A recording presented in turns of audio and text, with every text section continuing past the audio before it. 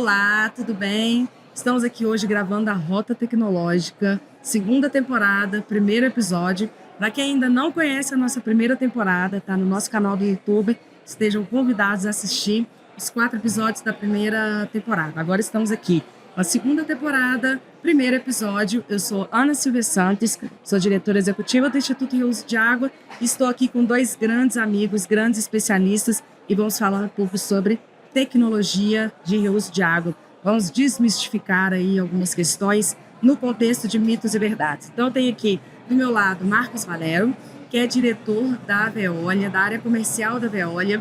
Tenho aqui do meu lado direito o Luiz Fernando Bezerra, que é consultor sênior e diretor da Láguas. Bom, bem-vindos. Estamos aqui, então, para falar um pouco sobre o nosso tema aqui central de hoje, é saneamento e circularidade da água, mitos e verdades. Bom, nós temos aqui dividido mais ou menos em 3 partes. Então, eu vou começar aqui com a primeira parte, onde a gente vai falar um pouco sobre o cenário de investimentos em saneamento e oportunidades no Brasil. Então, fiz aqui uma introdução, gostaria de convidá-los. Vou passar primeiro para o Luiz fazer algum comentário em cima desse tema geral aí. Luiz, está contigo. Joia, gente. Então, boa tarde, muito obrigado. Sou Luiz Bezerra, né? Estou aqui com um grande amigo que é Marcos e Ana. Estamos juntos no Instituto. Para mim é um prazer enorme estar aqui falando desse tema saneamento, né? Que nós devotamos a nossa vida. Então, eu acredito que nós estamos tendo a oportunidade única nesse país de viver algo não vivido até então. A partir do novo marco de saneamento e todo o movimento que as entidades governamentais estão fazendo, eu acredito que a gente está num momento único, né? Porque realmente há uma intenção de investimento. Então nós estamos vendo aí, se você olhar, abrir seu Google, você vai ver, as notícias estão aí. Então, por exemplo, só como um dado para a gente ter como referência, né? Então, com o novo marco do saneamento, a promessa é de que até 2030, né, nós estamos falando de um movimento de dinheiro em torno de 500 bilhões de reais, mais ou menos 50 bi por ano, para podermos alcançar os desafios que nós temos que alcançar, que é aí 100% de cobertura, né, no saneamento. Água potável e tratamento de esgoto e também resíduos sólidos. Então, eu não tenho registrado na minha memória um momento de tão grande estímulo financeiro para isso, além de tudo que está acontecendo em relação à privatização e investimento que vem de fora, né? O novo marco deu essa possibilidade, né, de que não só o Estado, mas principalmente a iniciativa privada possa enxergar no saneamento um mercado, porque na verdade, no fim das contas, né, os serviços de saneamento são um produto e um produto de interesse de toda a comunidade. Todo mundo quer abrir uma torneira e ter água em casa e saber que os seus esgotos estão sendo tratados de maneira adequada, né? Além de títulos de dívida pública, debêntures, tudo assim. Há um movimento bastante forte, né? Eu moro no estado de São Paulo e eu sei que, por exemplo, depois o Marcos vai, como exímio conhecedor desse ambiente, vai falar um pouquinho. Mas a Sabesp tem falado de grandes coisas, de grandes investimentos. Então, eu acredito que, não só para o estado de São Paulo, mas na federação, esse é o momento, essa é a bola, esse é o momento do saneamento, seguramente. Muito bom. Acho que se é o momento do saneamento, é também o momento da gente impulsionar o reuso de água, garantir segurança hídrica, resiliência hídrica. Acho que Marcos pode completar aí no estado de São Paulo. Como que você vê essa questão dos investimentos que o Luiz colocou? O estado de São Paulo é uma máquina de funcionamento no país, né? Então, como é que você vê aí essa questão, principalmente no estado, os programas que estão sendo apresentados no estado e outras questões? Primeiramente, boa tarde. Um prazer enorme estar com você novamente, professora. Um inenarrável prazer de estar com meu colega de trabalho, Luiz Bezerra, um profundo conhecedor de tecnologias, douto no assunto de reuso. Não tenho dúvida que começamos com o pé direito essa segunda jornada, né? Essa segunda temporada. Olha, eu me formei em 1996 e a razão de eu ter escolhido o saneamento era propósito. Eu sempre quis trabalhar com algo que eu tivesse um sentimento de propósito. E sempre tinha-se uma afirmativa de que o mercado de saneamento ia acontecer por conta, obviamente, das carícias, né, que nós tínhamos quando eu me formei. E eu posso afirmar que talvez é a primeira vez que eu tenho a convicção que, de fato, o Brasil está dando os passos na direção correta de universalizar o acesso ao saneamento à população. Eu tenho essa convicção que em 2030, 2031, 2032, nós vamos estar muito próximo de um país sano, né? Onde as condições mais elementares para a condição da vida vão ser dadas finalmente. E colocando isso num aspecto, de uma forma prática, e falando um pouco sobre São Paulo, somente em São Paulo vão ser investidos mais de 60 bilhões de reais até 2029. 60 bilhões de reais. Então, assim, toda vez que a gente se aproxima da Sabesp, você percebe uma agenda muito virtuosa de revitalizar a infraestrutura existente, colocar tecnologia para alcançar uma qualidade de efluente mais elevada, para ampliação de redes, ampliação de redes coletores-tronco. Vai acontecer uma verdadeira revolução. E a nossa missão aqui, como militantes desse mercado, é de poder passar o nosso conhecimento, passar a nossa experiência, para que, de fato, esse movimento virtuoso seja o melhor possível. Muito bom. Eu acho que a gente está aqui começando muito bem a conversa. A gente tem aí a própria universalização, né? Vencendo esse ponto de debate. Quando a gente fala de saneamento, a gente fala sempre da universalização e a gente pode ter esse caminho junto com o reuso. A gente tem usado o termo aí da circularidade da água, né? E o tema aqui da nossa conversa de hoje é exatamente circularidade da água. Bom, então, essa questão da aptidão regional, o que nós estamos falando aqui? De esgoto sanitário tratado para atender demandas específicas de água. Então, é possível, né, a gente usar o esgoto tratado para essas demandas? Mito ou verdade? Utilizar esgoto para demanda hídrica, de irrigação, industrial, potável? Digam-me, o que é que vocês acham? Bom, é mito, né? Sabemos que é um mito. Mas por que é um mito? É óbvio, né? Existe uma complexidade no tratamento. Por exemplo, eu não vou pegar o esgoto municipal de qualquer maneira ou com sistemas muito simples e vou sair aplicando, por exemplo, na minha horta lá que tem hortaliças, que depois eu vou pegar e comer diretamente. Como também não posso pegar esse mesmo esgoto, por exemplo, mesmo que tratado a nível secundário, para querer colocar no meu processo industrial. Então, como você bem disse, Ana, cada processo ou cada aplicação exige uma qualidade que é intrínseca a esse processo. Então, é um mito sim, porém, há um esmero, há necessidade de um cuidado em como adequar essa água. Mas, por exemplo, abre-se grandes oportunidades pelos volumes de esgoto sanitário disponível, por exemplo, para irrigação de cereais a partir de um tratamento secundário com uma boa desinfecção. Então, é um mito, mas existe um cuidado a ser tomado a depender da aplicação, seja ela industrial, seja ela na irrigação ou até mesmo, por exemplo, um reuso potável indireto. Ou seja, se eu vou recarregar um manancial, eu não posso fazê-lo de qualquer maneira, de maneira indiscriminada. Existe um cálculo, né, nas proporções das vazões, enfim. É um mito, mas exige-se um cuidado técnico para preparar esse esgoto sanitário a que ele vire uma água de reuso. Perfeito, Luiz. A gente está falando aqui de conceito, né? E aí, quando a gente fala em lançamento de esgoto no corpo hídrico, que tem uma captação ajusante. Por exemplo. Né, o nome disso já é reuso potável de água a partir do esgoto sanitário. A gente não gosta de usar esse termo para não causar rejeição. Óbvio, já praticamos isso de maneira descontrolada. Exatamente. Mas em via de regra, e levando o conceito à sua essência, é o que está acontecendo. Temos então agora um outro mito. Vamos falar um pouco sobre quadro regulatório. Acho que quadro regulatório é um tema muito importante, né? A gente fica aí patinando às vezes quando a gente não tem uma orientação.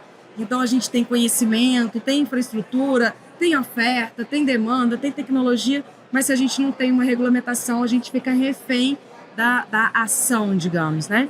Então eu vou deixar aqui, eu vou colocar uma pergunta que nós temos incentivo para a regulamentação ou para a ação do reuso de água para essas 3 vertentes que estamos lidando aqui, irrigação, industriais e potáveis. Então, antes de passar para o Luiz e para o Marcos, eu queria só fazer um preâmbulo em termos de regulamentação que nós temos internacional, nacional.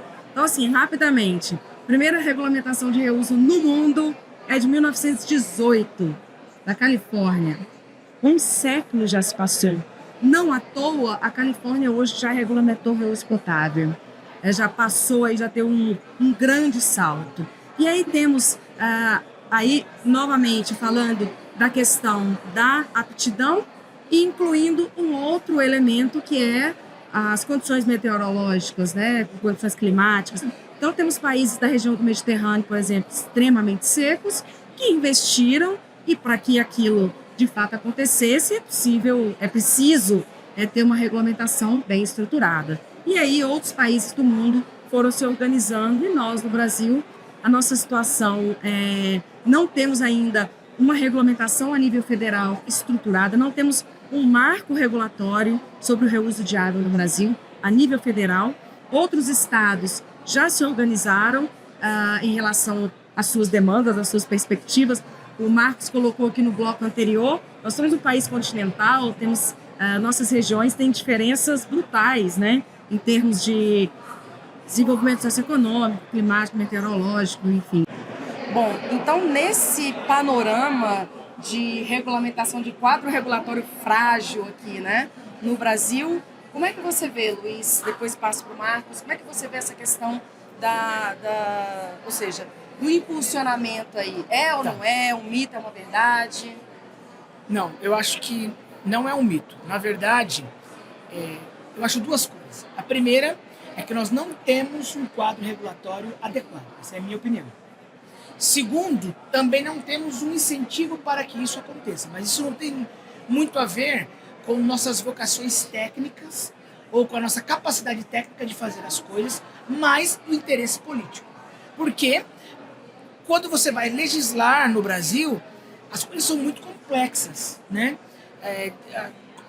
Tudo como acontece aqui, porque você tem um lobby, você tem interesses cruzados que não necessariamente são técnicos. Então, essa é a minha primeira opinião, ou seja, não temos um quadro regulatório adequado, que acho inclusive que algumas coisas técnicas até são muito ruins, porque eles são muitas vezes não convergentes, mas também não sinto que é um ambiente de estímulo, não tem ninguém incentivando. Porque se houvesse um incentivo, já teríamos um quadro adequado, ok? E por último, porque também não me considero um especialista no tema de regulação, né? Sou um engenheiro bem purista. O que eu vejo? Eu vejo uma certa bagunça, assim, né? Então, por exemplo, São Paulo muitas vezes toma frente de algumas coisas. E aí outros estados vêm atrás, quase que num copy and paste, num copy cola. Sem, por exemplo, levar em consideração a questão da aptidão regional. Então não adianta eu pegar, por exemplo, a legislação de São Paulo e querer adaptar ao meu estado. Eu quero parafrasear aqui, né? Nós estávamos discutindo no início aqui, eu gosto de ler a Bíblia. Tem uma situação interessante lá, entre o rei Davi e o rei Saul. Tem um determinado momento numa batalha que Davi tem que enfrentar um gigante.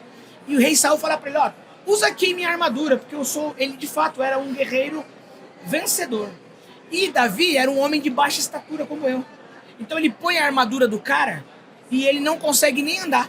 Ele fala, não, deixa que eu vou para essa batalha com a minha funda, que era um tipo de estilingue. O que eu quero dizer com isso? Não dá para vestir a armadura de qualquer um. É a camisa G também. A camisa G. Então, assim, o que eu vejo hoje é muito isso. Quando um estado sai à frente, os outros vêm, por exemplo, copiando, mas sem fazer uma discussão profunda das reais necessidades, ou principalmente, eu gostei desse nome, da aptidão regional. Qual é a minha vocação como estado? Adianta eu me preocupar com o reuso, por exemplo, a nível industrial no Mato Grosso, que é um estado essencialmente agrícola, pecuarista? Então, esse é o meu sentimento. Nós precisamos crescer muito. Então, assim, não é um mito que nós não tenhamos dificuldades para regular. Eu acho que é uma verdade. Há muitas dificuldades e pouco incentivo. Olha, eu gostei muito, hein? Agora eu vou passar para o Marcos. Vamos ver se o Marcos concorda, discorda ou desconcorda. Olha, professora Ana, eu concordo em partes, né? E estava pensando aqui, eu não sou um leitor da Bíblia, já li no passado, mas acho que eu sou bom de ditos populares, né? E eu gosto muito de ver a metade do copo cheio, porque, de fato, São Paulo, ele acaba, digamos assim, ditando as regras. E eu vejo isso como muito positivo, porque um ambiente não regulado é terrível. O que eu entendo, por que é terrível? Quantos clientes que você já encontrou, Luiz Bezerra, que você conversava com aqueles promotores de reuso, que queriam implementar reuso, mas que encontravam enormes dificuldades com o time de qualidade ou com o time legal por falta de uma regulação, né? A regulação, ela inibe o reuso no Brasil. Não é... Talvez esse seja um dos fatores determinantes, a falta de regulação, que causem que apenas 1% do esgoto municipal no Brasil é reusado. Apenas 1%.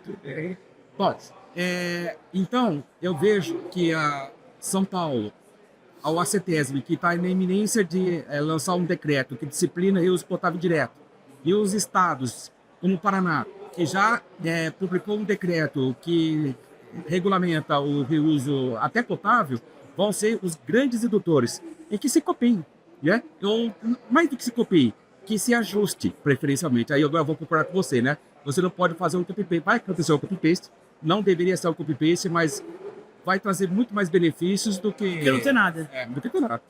Perfeito. Acho que é isso, E agora também vou complementar aqui, acho que para a gente só encerrar mais esse ponto 2 aqui, né, que a gente está destacando, que é a questão das diretrizes que trabalhamos no Instituto Reuso de Água. Não é uma regulamentação, talvez um texto orientativo, e lá também destacamos a possibilidade do reuso potável indireto dentro da modalidade ambiental. Ou seja, eu tenho uma modalidade ambiental, reuso ambiental, para recuperação de áreas degradadas, etc. Mas eu tenho um aumento de água superficial, subterrânea, e aí acho que vai ao encontro aqui do que vocês estão dizendo. Acho que a gente fecha, embora aqui um pouquinho de discordância e um pouquinho de complemento, eu acho que a gente acaba encerrando esse ponto 2 aqui com convergência, ou seja, não temos de fato um mito, temos uma verdade de que sem regulamentação é impossível. É impossível, a gente não consegue andar, a gente não consegue se orientar. É um desestímulo. Desestímulo, essa palavra é boa, realmente. Bom, eu vou passar para o outro tema então. O outro tema é sobre tecnologias para transformar o esgoto sanitário em água de reuso. Nós temos essas tecnologias. Eu queria também, como no ponto anterior, eu queria fazer aqui um preâmbulo e falar sobre a questão de alguns exemplos. Primeiro, assim, tem um conceito que eu queria ver se vocês concordam com esse conceito. É um conceito chamado One Water, ou seja, a água é uma só. Eu acho que até aí ninguém discorda. A água é só uma, pronto, acabou, né?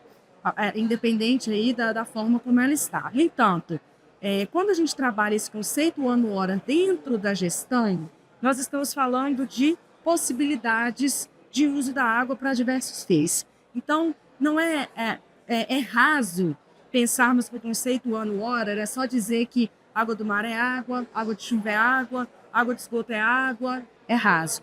Como é que a gente aprofunda esse debate? Quando nós entendemos, por exemplo, que as decisões têm que ser tomadas em conjunto.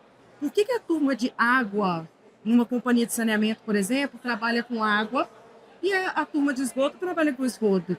Talvez a melhor solução venha de um encontro Então, eu posso ter, por exemplo, alguma dificuldade no sistema de abastecimento de água, né? Na turma que projeta, que opera o sistema de abastecimento de água, que eu poderia resolver com reuso. Não necessariamente com reuso potável, mas eu poderia utilizar essa água para outros fins, deixando, por exemplo, uma maior disponibilidade hídrica no corpo hídrico para o abastecimento. Ou seja, esse é um conceito ano-hora, eu acho mais profundo, né? E que a gente deve entendê-lo melhor quanto ele faz parte da gestão, do planejamento, da raiz da concepção dos projetos. Então, eu vou destacar aqui dois projetos aqui interessantes, um nos Estados Unidos, outro na Europa, ambos os dois primeiros projetos de reuso potável indireto.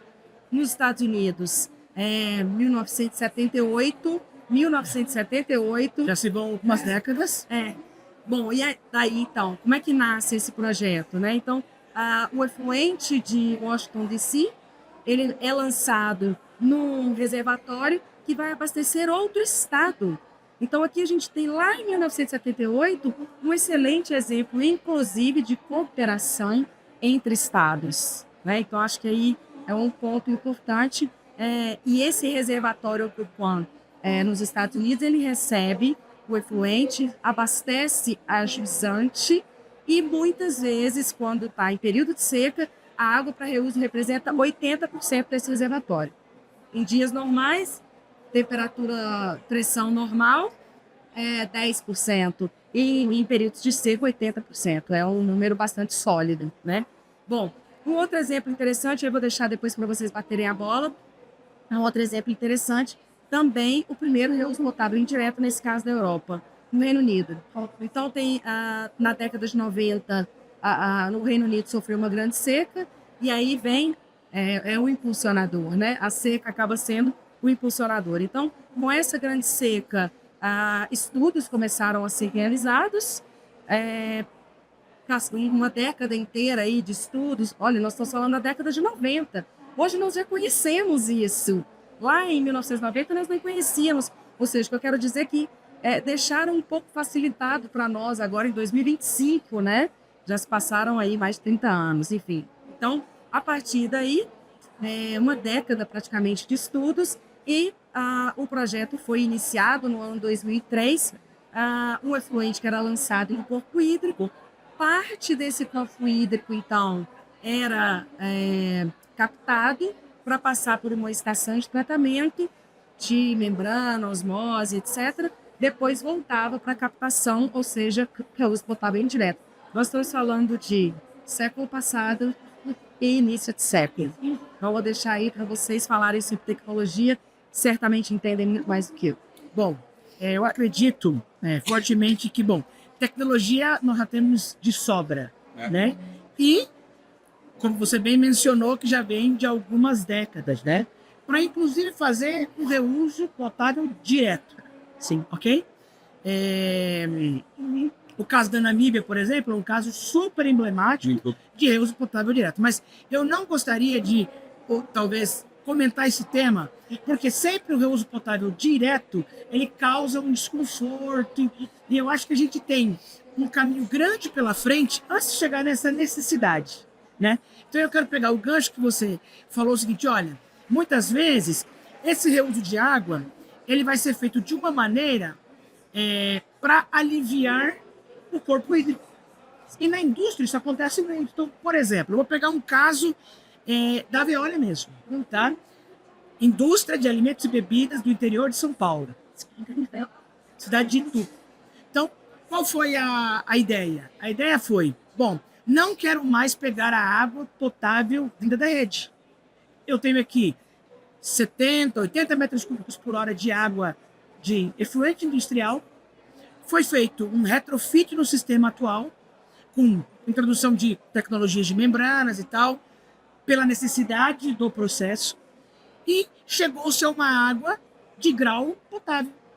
As pessoas não bebem dessa água, mas foi feito todo um processo de licenciamento, que foi até bastante demorado, junto à Anvisa, CETESB, Vigilância Sanitária Municipal, e ao final a água foi homologada como água potável. Para quê? Para lavagem dos equipamentos de contato direto. Então, assim, qual é a beleza desse caso? Embora a vazão não seja muito expressiva, mas imagina se toda unidade industrial pudesse, ao invés de recorrer ao manancial, simplesmente estivesse ciclando a sua própria água ali, seja 70%, 80%, até 90%. Então, eu não quero me delongar muito, mas quero dizer o seguinte, olha, sim, temos tecnologia e esse é um caso do Brasil. E igual a esse, por exemplo, eu posso te listar um montão de outros na indústria. A indústria é muito a minha casa de trabalho ali. E temos vários, de 100, 200, 1.400 metros cúbicos, estão acontecendo. Então, assim, eu não preciso necessariamente, cada vez que falar em reuso, pensar em pôr água na boca. Mas, com certeza, no caso do reuso industrial, é aliviar a pressão, o estresse hídrico do entorno, do corpo hídrico, da bacia. Excelente, é isso aí mesmo. Acho que a gente está aqui no momento tecnologia, né? E o nosso caminho aqui é rota tecnológica. Ou seja, afirmar que nós temos tecnologia não é medo, não é receio, não é desconforto. Totalmente possível. É confortável, inclusive, quando se conhece a tecnologia, quando ela está no lugar certo e tal. Então, Marcos, você teria mais algum exemplo para completar? Sim. Eu acho que foi muito... a Veolia já forneceu mais de 40 sistemas de reuso nos últimos 10 anos e sabemos que outros fornecedores também têm inúmeras plantas. Eu acho que a prática do reuso na indústria está consolidada. É óbvio que tem muito o que fazer ainda, mas são tão numerosos os exemplos, e são tão eloquentes os benefícios do ponto de vista que você traz resiliência às operações, uma independência, né, do acesso à água, que digamos, é um caminho já construído. O que nós estamos observando no Brasil são projetos muito complexos, onde a tecnologia é uma forte aliada, é quando a gente consegue aliar o nexo da universalização do tratamento de efluentes com a circularidade através do reuso industrial. E isso tem que sempre respeitar os econômicos. A concatenação de tecnologia que todo mundo já conhece, ela tem que ser a um valor de investimento, a um valor de operação, CAPEX e OPEX, que faça sentido, que seja atrativo para a indústria. Teve um projeto que está sendo implementado na cidade de Vitória, onde os efluentes de uma bacia vão ser tratados por uma operadora e 450 litros por segundo serão convertidos em água de reuso que serão usados por uma grande siderúrgica e por uma grande mineradora. E a tarifa já com essa grande mineradora e com essa grande siderúrgica já tinha sido acordada. Era, salvo engano, em torno de R$7. Então, essa tecnologia que iria fazer a depuração do efluente e a conversão numa água de altíssima qualidade deveria alcançar essa tarifa, que fazia sentido econômico para esses dois grupos econômicos. E a gente utilizou tecnologia MBR, osmose reversa, com recuperador de energia, e também o Indens, onde você consegue fazer com que as membranas consigam aumentar a longevidade das membranas para 20 anos, de modo que a reposição de membranas só vai acontecer no ano 20. Fez com que a tarifa conseguisse ser rentável para aquele que vai fazer o projeto e aceitável para aquele que vai consumir a água. E mais importante, é a mesma companhia que em 2015 foi severamente ameaçada por não ter água, por não ter eventos climáticos extremos, poderia ter lucros cessantes por não ter acesso à água, e hoje, com esse projeto de reuso, ela pereniza o acesso à água de alta qualidade. Então, a tecnologia é uma fortíssima aliada. Muito bom. Eu acho que a gente chega aqui numa parte assim que a gente se sente até confortável, né? Onde a gente consegue falar com tanta certeza dessas coisas e desmistificar essa questão de avançar em relação ao reuso. Então, vou fazer um alinhavo aqui, né, para a gente partir para a nossa última etapa, que é a etapa de fechamento. Então, o nosso alinhavo é o seguinte: a gente começou aqui falando de investimentos. Nós temos investimentos no município, né, no saneamento do município. A gente precisa alcançar a universalização. Nós ainda temos 50% de esgoto para ser tratado no Brasil, ou seja, nós só temos metade do nosso esgoto sendo tratado. A gente pode universalizar já com essa concepção do reuso a partir da aptidão regional, que foi um tema que a gente discutiu aqui bastante. Então, nosso mito 1, que era sobre é possível usar esgoto tratado? Sim. Sim, com muita segurança. Para irrigação, para a indústria e até mesmo para o uso potável. Depois falamos sobre regulamentação. É importante que a gente tenha um quadro regulatório bem estruturado? Sem dúvida. Sem dúvida, senão nós não avançamos. E por fim, nós temos tecnologia para isso. Temos tecnologia que vocês deram exemplos e a gente tem segurança para afirmar que com a tecnologia adequada a gente alcança praticamente a qualidade que desejáveis. Então, acho que a gente tem aqui um momento que a gente tem que repensar a forma como a gente está fazendo a gestão do saneamento no Brasil, ou seja, incluindo essas fontes alternativas. Por isso, a gente faz uma adaptação climática, a gente gera oportunidades e tem uma grande oportunidade de colocar o Brasil no cenário da circularidade da água na América Latina. Sim. Então, acho que isso é muito importante. Deixo para vocês dois fecharem. Luiz, depois Marcos. Olha, olhando para o futuro, né? Muitas vezes a gente é indagado se nós temos vocação ou capacidade para fazer o que a gente está se propondo a fazer. Porque quando se fala em reuso, você tem algumas exigências. Então eu queria encerrar a minha participação dizendo, olha, o Brasil está no momento correto e nós temos sim pessoas, companhias que têm tecnologia, que sabem projetar e que sabem conceptualizar todas essas questões, seja para o reuso potável, para o potável direto ou indireto, para a irrigação, talento e vocação e capacitação não falta. Então, até como uma empresa de consultoria e engenharia que somos, por exemplo, nosso principal material de trabalho são projetos de reuso. E eles estão aí e estão funcionando. Sim. O Marco acabou de falar, eu quero reforçar isso. A Veolia, nos últimos 10 anos, já tem mais de 40 referências somente em reuso. Então, assim, é uma realidade que ela precisa ser o quê? Ampliada e desmistificada, né? Então, não adianta, estamos fazendo não adianta torcer o nariz, porque é uma necessidade e não há uma alternativa para combatermos as mudanças climáticas que não seja através, por exemplo, de incluir fontes não convencionais de água. E o reuso está aí para responder essa situação, né? Porque sempre vai haver esgoto, sempre vai haver efluente industrial por ser transformado em água de reuso. Muito bem, Luiz. Passo para o Marcos agora. Luiz, eu concordo plenamente com você. Nós temos a massa crítica, como você falou, nós temos as pessoas. E essas pessoas construíram uma história de projetos exitosos do Brasil. E mais, nós temos as tecnologias disponíveis que permitem vitalizar a infraestrutura existente para conseguir fazer com que consigamos alcançar a universalização dos serviços de água com a circularidade, aproveitando o quê? As aptidões regionais. Cada região tem a sua peculiaridade e cada região demanda diferentes concatenações de tecnologia para chegar a essa circularidade. Perfeito. Eu acho que a gente fez aqui um papo brilhante, né? Eu queria deixar ainda aqui um recado que eu acho que a gente precisa agora investir nesse planejamento. Aqui, nós falamos aqui o tempo todo, tecnologia, recursos humanos, conhecimento, ciência, ou seja, agora a gente precisa investir em planejamento e quem sabe a gente consegue transformar o reuso de água em estratégia nacional em relação à segurança hídrica, resiliência hídrica, ao reuso de água. Então, eu finalizo, agradeço aqui os meus queridos amigos. Então, convido vocês para o nosso próximo episódio, episódio 2. Nós estamos aqui na Rota Tecnológica, temporada 2. Assista a temporada 1 e fique aí com a curiosidade do episódio 2.